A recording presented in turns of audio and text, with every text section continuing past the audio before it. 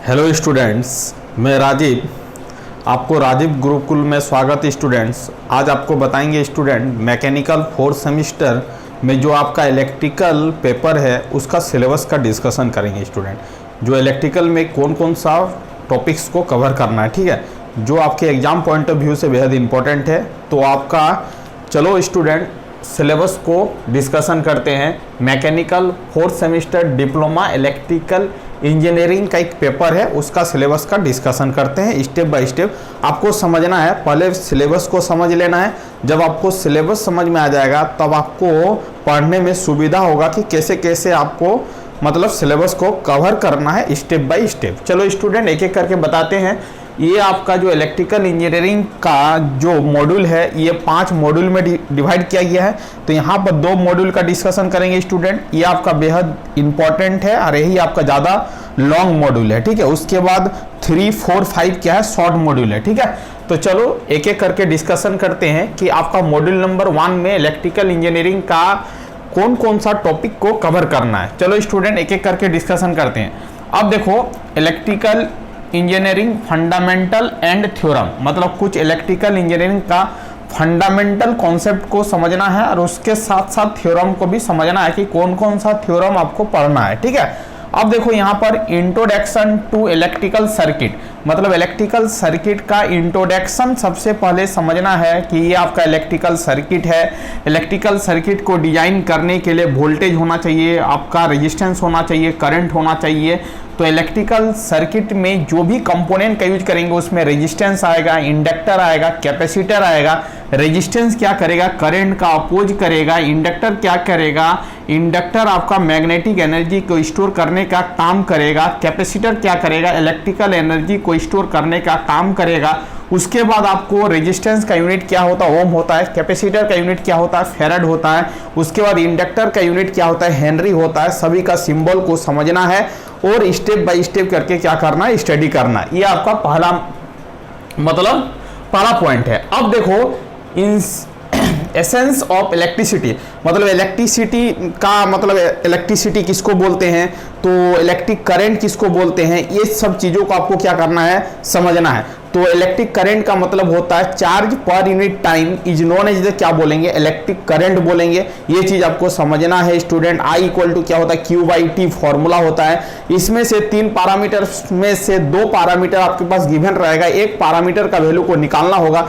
तो हम इस फॉर्मूले का यूज करके हम लोग क्या कर सकते हैं, हम उसका इलेक्ट्रिक करंट का वैल्यू को फाइंड आउट कर सकते हैं, ठीक है। Q का मतलब क्या होता है, चार्ज, और T का मतलब क्या होता है, टाइम होता है। ये सब चीजों को आपको क्या करना है, पढ़ना है। अब देखो इलेक्ट्रिक फील्ड, इलेक्ट्रिक फील्ड का मतलब होता है स्टूडेंट, इलेक्ट्रिक फील्ड जो होता है वो आपका force per unit charge, per unit charge में कितने फोर्स लगेगा उसी को हम लोग क्या बोलेंगे, इलेक्ट्रिक फील्ड बोलेंगे। जिसका फॉर्मूला होता है F equal to Q into E होता है। E मतलब electric field, electric field is equal to force per unit क्या होगा, चार्ज होगा। पर यूनिट चार्ज में कितने फोर्स लगेंगे उसी को हम लोग क्या बोलेंगे, इलेक्ट्रिक फील्ड बोलेंगे। ये आपको समझना है। अब देखो स्टूडेंट, इलेक्ट्रिक फील्ड जो का यूनिट जो होता है F equal to Q into E होता है। इसका मतलब E इक्वल टू F/Q होता है। F/Q होगा तो इलेक्ट्रिक फील्ड का जो यूनिट होगा न्यूटन पर कूलम होगा। ये भी चीज आपको याद रखना student, exam point of view से बेहद इंपॉर्टेंट है, ठीक है। उसके बाद आपका करंट, करंट का मतलब क्या होता है, rate of change of charge is known as the क्या बोलेंगे, करंट बोलेंगे। करंट का यूनिट क्या होता है, एम्पियर होता है। I equal to Q/T formula होता है। ये भी चीज आपको याद रखना है, ठीक है। पोटेंशियल, पोटेंशियल का मतलब होता है कि पोटेंशियल का मतलब होता है कोई एक इन्फिनिटी पॉइंट में कोई एक चार्ज है, एक यूनिट चार्ज है, उसको इन्फिनिटी पॉइंट से एक पर्टिकुलर पॉइंट में लाने में जितना हमें उसमें वर्क डन करना पड़ेगा उसी को हम लोग क्या बोलेंगे स्टूडेंट, पोटेंशियल बोलेंगे। इसका मतलब है potential is equal to work done per unit क्या होता है, चार्ज होता है। एक यूनिट चार्ज को इन्फिनिटी पॉइंट से एक पॉइंट में पर्टिकुलर पॉइंट में लाने में जितना हमें वर्क लगाना पड़ेगा उसी को हम लोग क्या बोलेंगे, पोटेंशियल बोलेंगे। ये भी चीज आपको याद रखना है। पोटेंशियल डिफरेंस का मतलब स्टूडेंट वो आपका इन्फिनिटी से नहीं लाएंगे, एक पर्टिकुलर पॉइंट B से यदि हम लोग A में लाएंगे तो उस चार्ज पर कितना वर्कडन करेंगे उसी को हम लोग क्या बोलेंगे, पोटेंशियल डिफरेंस बोलेंगे। ये भी चीज आपको याद रखना है स्टूडेंट, ये दोनों चीज में यही आपका क्या है, डिफरेंस है। ठीक है, इलेक्ट्रिकल पावर का जो यूनिट होता है स्टूडेंट वो आपका क्या होता है, वाट होता है। ये भी चीज आपको समझना है। इलेक्ट्रिकल पावर का कुछ फॉर्मूला होता है, उस फॉर्मूले को भी आपको याद रखना है। जैसे P इक्वल टू क्या होता है, P equal to V square बटा क्या होता है, R होता है। P इक्वल टू क्या होता है, वी आई होता है। P इक्वल टू क्या होता है, आई स्क्वायर इंटू क्या होता है, R होता है। ये सब बेसिक फॉर्मूला पावर का याद रखना है, क्योंकि एग्जाम पॉइंट ऑफ व्यू से बेहद इंपॉर्टेंट है।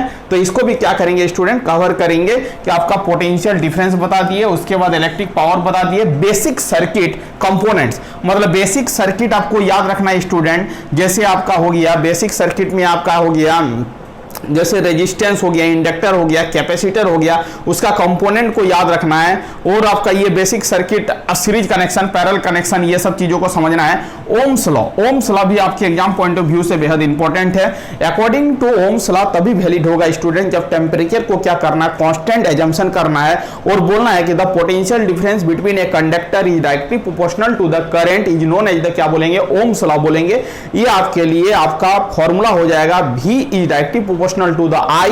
प्रोपोर्शनलिटी को हटाएंगे तो कांस्टेंट आएगा, उसको बोलेंगे R। तो V इक्वल टू क्या होगा, I इंटू R होगा। इसका मतलब है स्टूडेंट V बटा करंट इज इक्वल टू क्या होगा, रेजिस्टेंस होगा। ये भी चीज आपको समझना है, क्योंकि एग्जाम पॉइंट ऑफ व्यू से बेहद इंपॉर्टेंट है। रेजिस्टेंस क्या करता है, करंट को अपोज करता है। रेजिस्टेंस का यूनिट क्या होता है, ओम होता है। ये भी चीज आपको याद रखना है। रेजिस्टेंस का फॉर्मूला क्या होता है, R equal to rho L बटा A होता है। रो का मतलब क्या होता है, रेजिस्टिविटी होता है। L का मतलब होता है लेंथ ऑफ द कंडक्टर होता है। A का मतलब होता है क्रॉस सेक्शनल एरिया होता है। इसका मतलब स्टूडेंट रेजिस्टिविटी का मतलब क्या होता है, रेजिस्टिविटी का मतलब होता है how much amount of current oppose, कितने अमाउंट ऑफ करंट को अपोज करने में वो आपका मतलब अपोज करेगा, उसी को क्या बोलेंगे, रेजिस्टिविटी बोलेंगे। रेजिस्टेंस क्या करता है, अपोज करता है, बट कितने अमाउंट ऑफ करंट का अपोज करेगा वो रेजिस्टिविटी डिफाइन करेगा। जिसका रेजिस्टिविटी बहुत ज्यादा होगा वो ज्यादा अमाउंट ऑफ करंट का क्या करेगा, अपोज करेगा। ये भी चीज आपको समझना है। इसका मतलब स्टूडेंट रेजिस्टिविटी किस पर निर्भर करता है, ये भी चीज आपको याद रखना है। रेजिस्टिविटी जो निर्भर करता है टाइप्स ऑफ द मटेरियल पर निर्भर करता है, वो लेंथ और क्रॉस सेक्शनल एरिया पर निर्भर नहीं करता। ये भी चीज आपको क्या करना है स्टूडेंट, याद रखना है। रेजिस्टिविटी का यूनिट क्या होता है, तो आपको बोला ओम इंटू मीटर जो होता है वो रेजिस्टिविटी का क्या होता है, यूनिट होता है। ये भी चीज आपको समझना है। अब देखो आइडियल एंड प्रैक्टिकल सोर्सेस होता है। आइडियल में आपको जैसे आइडियल वोल्टेज सोर्स होता है, आइडियल करंट सोर्स होता है, प्रैक्टिकल वोल्टेज सोर्स होता है, प्रैक्टिकल करंट सोर्स होता है। तो ये भी चीजों को आपको समझना है। सोर्स कन्वर्सन, इसका मतलब है कोई वोल्टेज सोर्स से आप करंट सोर्स में कैसे जाओगे, करंट सोर्स से आप वोल्टेज सोर्स में कैसे जाओगे। तो सोर्स कन्वर्सन भी आपको आना चाहिए स्टूडेंट, क्योंकि एग्जाम पर्पस में आपका सोर्स कन्वर्सन का करके प्रॉब्लम को हम लोग क्या करेंगे, सॉल्विंग करेंगे। Independent and dependent source, independent source उस तरह के सोर्स को बोलेंगे स्टूडेंट जिसमें आपका उस सर्किट में कोई आपका मतलब कोई आपका डिपेंडेंट सोर्स नहीं हो, तो हम लोग क्या बोलेंगे, वो सर्किट को इंडिपेंडेंट बोलेंगे। और यदि कोई डिपेंडेंट वोल्टेज सोर्स और करंट सोर्स हो तो उसको क्या बोलेंगे, हम लोग डिपेंडेंट सोर्स बोलेंगे। ये भी चीज आपको समझना है कि जिसमें आपका कोई मतलब वोल्टेज सोर्स, करंट सोर्स रहेगा तो उसको क्या बोलेंगे, डिपेंडेंट सोर्स बोलेंगे। और यदि नहीं रहेगा तो इंडिपेंडेंट सोर्स बोलेंगे। ये भी चीज आपको याद रखना student, exam point of view से बेहद इंपॉर्टेंट है। Energy store in inductor and capacitor, inductor जो होता है वो मैग्नेटिक एनर्जी को स्टोर करता है, कैपेसिटर जो होता है इलेक्ट्रिकल एनर्जी को स्टोर करता है। इसका एनर्जी स्टोर करने का फॉर्मूला होता है E equal to half LI square, half LI square, या ये याद रखना है। इसका एनर्जी स्टोर करने का जो formula E equal to half CV square, याद रखिएगा। ये भी आपके लिए बेहद इंपॉर्टेंट है। अब देखो आपका रेजिस्टेंस का सीरीज कनेक्शन होगा तो क्या फॉर्मूला होगा, पैरेलल कनेक्शन होगा तो क्या होगा, सीरीज और पैरेलल में रहेगा रेजिस्टेंस तो क्या होगा। ये भी चीज आपको याद रखना है। जब आपका रेजिस्टेंस सीरीज में कनेक्टेड होता है तो सभी रेजिस्टेंस को क्या करते हैं, ऐड करते हैं। जैसे R equivalent is equal to R1 plus R2 plus R3 करके सभी को ऐड करते हैं। पैरेलल में रहता है तो उसका फॉर्मूला होता है 1 by R equivalent is equal to 1 by R1 plus 1 by R2 plus 1 by R3 dot dot dot जितने सारे रहेगा।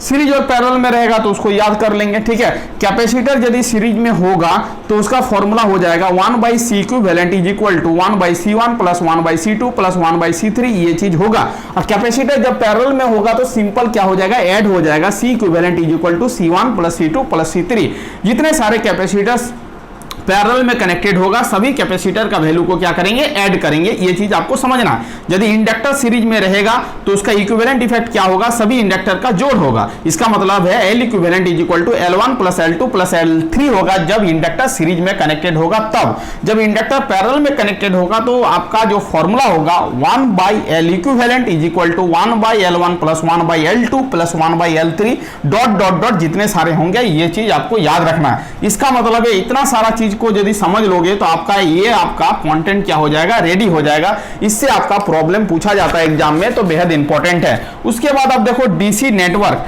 डीसी नेटवर्क में स्टूडेंट आपका law and theorem applicable to DC network, मतलब कुछ लॉ है और कुछ आपका क्या है, थ्योरम है। वो लॉ और थ्योरम को याद रखना बहुत जरूरी है। यहां से आपका प्रॉब्लम 100% श्योर है कि आपका 16 नंबर का प्रॉब्लम पूछा जाएगा। इसका मतलब है कुछ लॉ है, तो लॉ को आपको समझना है। किरचॉफ एक साइंटिस्ट थे जिसने 2 लॉ दिया था। एक आपका होता है केसीएल, केसीएल का मतलब होता है किरचॉफ्स करंट लॉ, और होता है एक केवीएल, केवीएल का मतलब होता है किरचॉफ्स वोल्टेज लॉ। केसीएल को क्या बोलते हैं, law of conservation of charge बोलते हैं। केवीएल को क्या बोलते हैं, law of conservation of energy बोलते हैं। ये भी चीज आपको याद रखना है। अब देखो स्टूडेंट, केसीएल का स्टेटमेंट होता है all summation of incoming current is equal to क्या होता है, all summation of outgoing current. ये भी चीज आपको याद रखना है। केसीएल को लगाने के लिए आपका क्या होना चाहिए, पॉइंट नोड होना चाहिए, जंक्शन पॉइंट होना चाहिए, तभी आपका केसीएल क्या होगा, वैलिड होगा। इसका मतलब है स्टूडेंट, यदि आपको नोड एजम्पशन करना है तो उस पॉइंट से 2 या 2 से ज्यादा ब्रांच क्या हो, इनकमिंग हो या तो आउटगोइंग हो। ये भी चीज आपको याद रखना है। उसके बाद केवीएल का मतलब होता है किरचॉफ्स वोल्टेज लॉ। ये आपका law of conservation of energy पर निर्भर करता है। All summation of voltage drop is equal to क्या होता है, 0 होता है। इसी को क्या बोलते हैं, केवीएल बोलते हैं, किरचॉफ्स वोल्टेज लॉ बोलते हैं। केवीएल आपका किरचॉफ्स का सेकंड लॉ है, केसीएल आपका किरचॉफ्स का फर्स्ट लॉ है। ये भी चीज आपको याद रखना है। अब देखो आपका वोल्टेज, अब देखो आपको नोड समझ में आ गया। नोड उस पॉइंट, पर्टिकुलर पॉइंट को बोलेंगे जिस पॉइंट पर 2 या 2 से ज्यादा ब्रांच क्या करे, मीट करे, उसी को क्या बोलेंगे, हम लोग क्या बोलेंगे, नोड बोलेंगे। ये भी चीज आपको याद रखना है। अब देखो आपका mesh current analysis. Mesh current analysis का मतलब होता है स्टूडेंट, आपका लूप देखना है, कितना लूप कंसीडर हो रहा है, वो लूप का इक्वेशन को लिखने आना चाहिए। उसी को हम लोग क्या बोलते हैं, मेश एनालिसिस बोलते हैं। चलो ये भी चीज आपको प्रॉब्लम के द्वारा आपका क्लियर हो जाएगा, ठीक है। उसके बाद आपका है कुछ कन्वर्सन है। कोई भी सर्किट आपका यदि डेल्टा में दिया गया है, उसको स्टार में कैसे कन्वर्ट करोगे। कोई सर्किट आपका स्टार में दिया गया है, उसको डेल्टा में कैसे कन्वर्ट करोगे। इसका मतलब star to delta, delta to star conversion आपको आना चाहिए। इसका एक पर्टिकुलर फॉर्मूला होता है, उस फॉर्मूले का इंप्लीमेंट करके क्या करेंगे, कन्वर्ट करेंगे। तो ये भी चीज आपके लिए क्या है, बेहद इंपॉर्टेंट है। जब बताएंगे तो पूरा क्लियर हो जाएगा। अब देखो स्टूडेंट, कुछ लॉ तो बता दिए, अब आपका कुछ नेटवर्क थ्योरम है जो आपके एग्जाम पॉइंट ऑफ व्यू से बेहद इंपॉर्टेंट है। ये थ्योरम और ये थ्योरम, तीनों थ्योरम में से एक थ्योरम आना 100% श्योर है, तो इसको आपको याद रखना होगा। सुपरपोजिशन प्रिंसिपल, थेवेनिन थ्योरम और नॉर्टन्स थ्योरम। सुपरपोजिशन थ्योरम में 2 या 2 से ज्यादा सोर्स होता है। पहले इसमें आपका क्या करते हैं, एक सोर्स को डीएक्टिवेटेड करके जो सोर्स आप एजम्पशन करोगे उससे आप वोल्टेज या करंट को फाइंड आउट करोगे। उसके बाद जो सोर्स को पहले आपने एजम्पशन किया था उसको आप डीएक्टिवेटेड करना है और दूसरे सोर्स का हेल्प लेके वोल्टेज और करंट को अप्लाई करना है। इसका मतलब सुपरपोजिशन थ्योरम को होल्ड करने के लिए सर्किट आपका लिनियरिटी होना चाहिए और एडिटिव प्रॉपर्टी को क्या करना चाहिए, मतलब शो करना चाहिए, होमोजेनिटी भी होना चाहिए। सुपरपोजिशन थ्योरम से हम वोल्टेज और करंट का कैलकुलेशन कर पाएंगे, बट पावर का कैलकुलेशन नहीं कर पाएंगे क्योंकि पावर आपका नॉनलीनियर एलिमेंट होता है। ये चीज आपको याद रखना है। थेवेनिन थ्योरम से हम लोग क्या करते हैं, किसी भी लोड के अक्रॉस में उसको ओपन करके हम लोग उसके अक्रॉस में VTH और RTH को फाइंड आउट करते हैं। उसके बाद सर्किट को कनेक्टेड करके हम लोग क्या कर सकते हैं, लोड के अक्रॉस में करंट का वैल्यू को फाइंड आउट कर सकते हैं, VTH निकाल सकते हैं, RTH निकाल सकते हैं। यहां पर VTH और RTH का जो कनेक्शन होता है वो कैसा होता है, सीरीज में होता है। ये भी चीज आपको याद रखना है। थेवेनिन और नॉर्टन एक दूसरे का ड्यूअल प्रॉपर्टी है। इसमें आपका करंट और नॉर्टन रेजिस्टेंस का जो कनेक्शन होगा वो पैरेलल होगा। ये चीज भी आपको याद रखना है। ये दोनों एक दूसरे का क्या है, डुअल नेचर का है। ये भी चीज आपको याद रखना है। उसके बाद आपका transient in RL and RC circuit. Transient response एक होता है, एक स्टेडी स्टेट रिस्पांस होता है। ट्रांजिएंट आपको पढ़ना है। उसमें आपका उस सर्किट में, एक सर्किट में आपका RL लगा हुआ रहेगा और एक सर्किट में RC लगा हुआ रहेगा और DC एक्साइटेशन के द्वारा आपको क्या करना, सिंपल प्रॉब्लम को सॉल्विंग करना है। इतना सारा चीज आपको कवर करना है। उसके बाद आपका इंट्रोडक्शन टू मैग्नेटिक सर्किट। एक होता है इलेक्ट्रिकल सर्किट और एक होता है मैग्नेटिक सर्किट। अब देखो इलेक्ट्रिकल सर्किट में इलेक्ट्रोमोटिव फोर्स होता है और आपका मैग्नेटिक सर्किट में मैग्नेटोमोटिव फोर्स होता है। है, ये भी चीज आपको याद रखना है। इलेक्ट्रिकल सर्किट में रेजिस्टेंस होता है, मैग्नेटिक सर्किट में क्या होता है, रिलैक्टेंस होता है, ये भी चीज आपको याद रखना है। उसके बाद इसमें क्या होता है, इलेक्ट्रिकल सर्किट में क्या होता है, आपका करंट होता है, इसमें आपका क्या होता है, फ्लक्स होता है। इलेक्ट्रिकल सर्किट में क्या होता है, करंट होता है, और मैग्नेटिक सर्किट में क्या होता है, फ्लक्स होता है। ये भी चीज आपको याद रखना है, इसका सारा चीज को आपको बताएंगे, ठीक है। उसके बाद introduction of electromagnetisation, BH curve भी बताएंगे, परमिबिलिटी बताएंगे, रिलैक्टेंस बताएंगे, solution of the magnetic circuit, hysteresis and eddy current losses. आप देखो हिस्टैटिक्स लॉसेस को भी बताएंगे, एडी करंट लॉसेस को भी बताएंगे। इतना कंप्लीट होने के बाद ये सिलेबस क्या हो जाएगा, कवर हो जाएगा। इसका मतलब इतना सारा चीज को कवर करोगे तभी जाके पहला मॉड्यूल कंप्लीट होगा। पहला मॉड्यूल ही सबसे ज्यादा डिफिकल्टी है और सबसे ज्यादा पढ़ना है पहला मॉड्यूल में, क्योंकि यहां से लेके यहां तक पूरा चीज को डिस्कस करके कवर करना है। अब देखो एसी फंडामेंटल, अब देखो एसी फंडामेंटल में सबसे पहले समझना एसी सिग्नल किसको बोलते हैं। एसी सिग्नल उस तरह के सिग्नल को बोलते हैं जो टाइम के साथ क्या करे, वेरी करे। जैसे टाइम का वेरिएशन हो रहा है, उसके बाद उसके साथ साथ सिग्नल का एम्पलीट्यूड का भी वेरिएशन हो रहा है, उसको क्या बोलेंगे, एसी सिग्नल बोलेंगे। इसका मतलब है स्टूडेंट, एसी सिग्नल में हम लोग क्या निकालते हैं, आरएमएस वैल्यू निकालते हैं, एवरेज वैल्यू निकालते हैं, उसके बाद पीक फैक्टर निकालते हैं, फ्रॉम फैक्टर निकालते हैं। ये सब चीजों का आपको क्या करना है, फाइंड आउट करना है। ये चीज आपके लिए एग्जाम पॉइंट ऑफ व्यू से बेहद इंपॉर्टेंट है। उसके बाद आपका स्टूडेंट क्या है, उसके बाद phasor and complex representation of sinusoidal power factor और कॉम्प्लेक्स पावर फैक्टर को भी सॉल्विंग करना है। तो ये आपको हो जाएगा, कोई दिक्कत वाली बात नहीं है। अब देखो 3 फेज ऐसे सर्किट में आपका comparison between the single phase और 3 फेज में क्या डिफरेंस है, ये चीज भी आपको बताना है। उसके बाद आपका 3 फेज में electromotive force generation, line and phase quantity in the star and delta network, ये सब चीजों को आपको क्या करना है, कवर करना है। तो इतना सारा चीज कवर करोगे तो 2 मॉड्यूल आपका कवर हो जाएगा और आपका 3 मॉड्यूल बचा रहेगा। वो तीनों मॉड्यूल को डिस्कशन करोगे तो स्टेप बाय स्टेप आपका क्या हो जाएगा, पूरा सिलेबस कंप्लीट हो जाएगा। तो थैंक यू स्टूडेंट, आपका ये मॉड्यूल आपको बता दिए, यहाँ पर आपका 2 मॉड्यूल को कवर किए। अब नेक्स्ट क्लासेस में आपका क्या करेंगे, अनदर 2 मॉड्यूल का क्या करेंगे, डिस्कशन करेंगे। तो थैंक यू स्टूडेंट, वीडियो की एंड करते हैं। यदि आप चैनल में नए आए तो चैनल को क्या कर लीजिए स्टूडेंट, सब्सक्राइब कर लीजिए।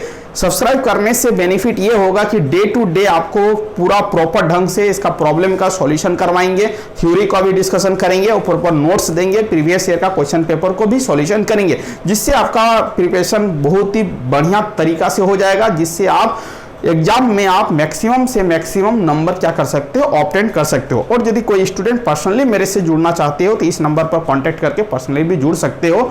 तो थैंक यू स्टूडेंट, वीडियो की एंड करते हैं। वंदे मातरम।